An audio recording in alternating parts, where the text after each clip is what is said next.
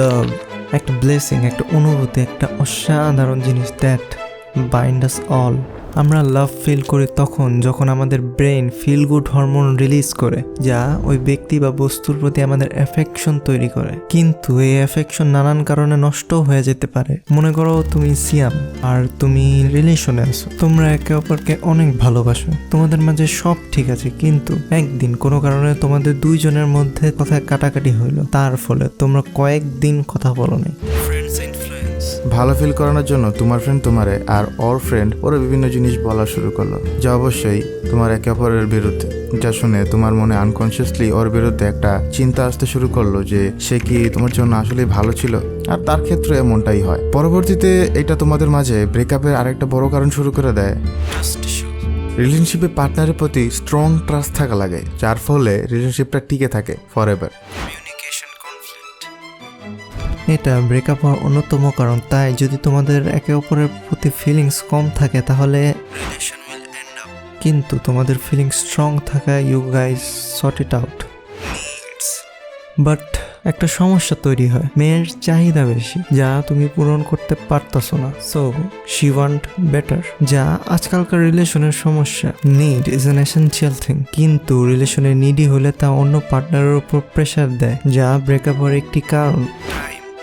তুমি তোমার পার্টনারের সাথে যত কোয়ালিটি টাইম স্পেন্ড করবা বন্ড তত স্ট্রং হবে, কিন্তু টাইম খারাপ হলে ঘুরে ঠিক করেও লাভ নেই। বাট আজকাল ব্রেকআপের সবচেয়ে বড় কারণ হচ্ছে অপশন।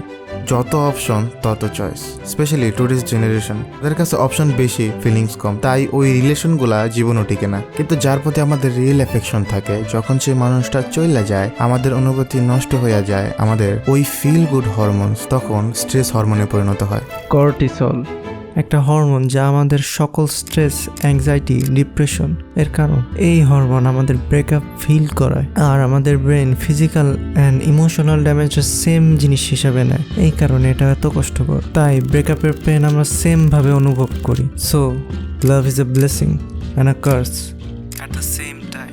আপনার লাভ যাওয়ার পর আপনার ডোপামিন সোর্সও গেছে, তাই ওই সোর্স ফুলফিল করার জন্য আপনার ব্রেন অন্য জিনিস যেমন friends, game, is constantly finding a new alternative source of pleasure. So you need to give good alternatives to recover. যদিও মেয়েদের লাভ আর পেইন বেশি হওয়া সত্ত্বেও তারা জলদি রিকভার হয়, কিন্তু ছেলেরা carry this pain forever. If you want to reduce the pain, so what things you can do? It is good activity. You can make it a habit যা তোমার মনকে ভালো ফিল করায়। You can do some exercise, বা তুমি social গ্যাদারিংও করতে পারো তোমার ফ্রেন্ড বা ফ্যামিলি যাদের সাথে থাকতে তোমার ভালো লাগে। বাট সবচেয়ে বড় জিনিস হলো টাইম। টাইমের সাথে সাথে তুমি ভুলতে তো পারবে না, কিন্তু মাইনা নিতে পারবা যে ইট ইজ ওভার। টাটা।